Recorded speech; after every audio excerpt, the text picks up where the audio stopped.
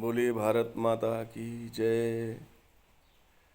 मेरे प्यारे देशवासी भाई बहनों, आपको कोटि कोटि प्रणाम। आज हम अपने जीवन को समझने के बारे में श्रवण करेंगे कि जीवन क्या है, इसमें क्या क्या उपलब्धियां हैं, अचीवमेंट हैं और कैसे इसको हम जानें।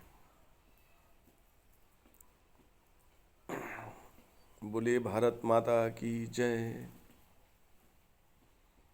ओम भूर्भुवः स्वः तत्सवितुर्वरेण्यं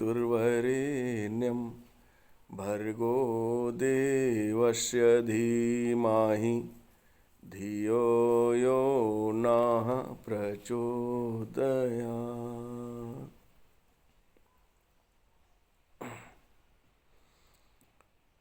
ॐ प्रखरप्रज्ञाय विद्महे महाकालाय धीमहि तन्नः श्रीरामः प्रचोदयात्।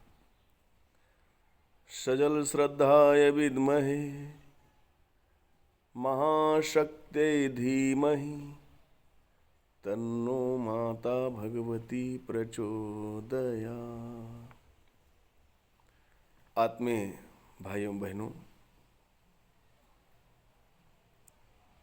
आज इस चर्चा में हम आपसे निवेदन करेंगे कि मानव असीम संभावनाओं का केंद्र है। विश्व में जितनी भी व्यवस्थाएं हैं उसको संचालित करने की अगर शक्ति है तो मनुष्य में है। क्यों? क्योंकि मनुष्य भगवान का भेजा हुआ एक पार्षद है। इसमें उसी का जो अंश है वो है कौन? ईश्वर अंश जीव अविनाशी, चैतन्य अमल सहज सुख राशि। इसमें रखा है जिस प्रकार से अगर आपको 100 बीघे दे दिया जाए, 1000 बीघे दे दिया जाए, लेकिन उसमें उपज हो सकता है, लेकिन जब तक उस खेत को आप सही नहीं करेंगे, उसकी उर्वरा शक्ति आप बढ़ाएंगे नहीं, तो उसमें कुछ नहीं पैदा होगा।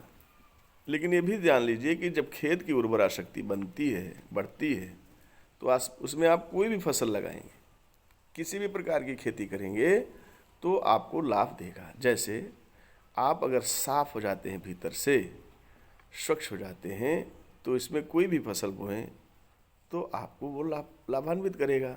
जैसे वो साफ कैसे होगा?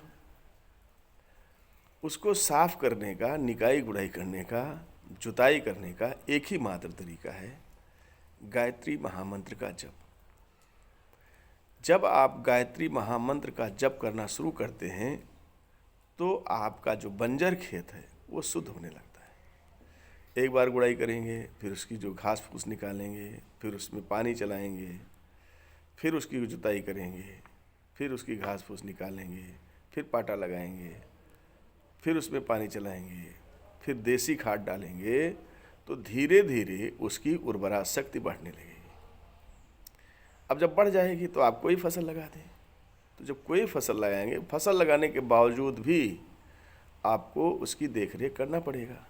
अगर देखरेख नहीं करेंगे तो तमाम जंगली जंतु, पालतू जंतु उसको नुकसान पहुंचाएंगे, फसल नष्ट हो जाएगी। लेकिन इतना सब कुछ करने के बाद भी आपको उस खेत की रखवाली करनी पड़ेगी, समय से पानी देना पड़ेगा, समय से खाद देना पड़ेगा। उसके बावजूद भी भगवान की इच्छा, मतलब सूर्य भगवान का प्रकाश, धरती माता का धैर्य और हवाओं का चलना, ये सारी चीज़ें उस फसल को विकसित कर, इतनी हमारी सेवाएं हैं, उस पर से उसकी भगवान की सेवाएं हैं। जब इतनी सेवाएं नीचे से ऊपर तक उसको प्राप्त होती हैं, तब वो फसल आपकी आगे बढ़ती है, अधिक पैदावार होती है। ऐसे ही आपकी यहाँ आपका जो परिश्रम है, थोड़ा बहुत गायत्री महामंत्र का जप करना, दान करना, व्रत करना, उपवास करना, ये अंदर की सफाई है। तो इतना आप करेंगे, बाकी ऊपर वाला करेगा। तो दोनों मिलकर के मनुष्य का परिश्रम और भगवान की कृपा, ये दोनों जब प्राप्त होती हैं तो मनुष्य श्रेष्ठता को प्राप्त होता है। और जब श्रेष्ठ हो जाता है तब उससे श्रेष्ठ कर्म होते हैं, और जब श्रेष्ठ कर्म होते हैं तो हर लोग उससे सुख प्राप्त करते हैं, सुख अनुभूत करते हैं, और फिर उसका नाम और यश पूरे संसार में विशेष तरीके से विकसित होने लगता है। लोग उसी का नाम लेते हैं, भैया जैसा कोई नहीं, इनके जैसा कोई नहीं। हर आदमी आपको आदर देने लगता है, सम्मान देने लगता है, और यही सबसे बड़ा अनुग्रह है, भगवान का अनुग्रह और वरदान है।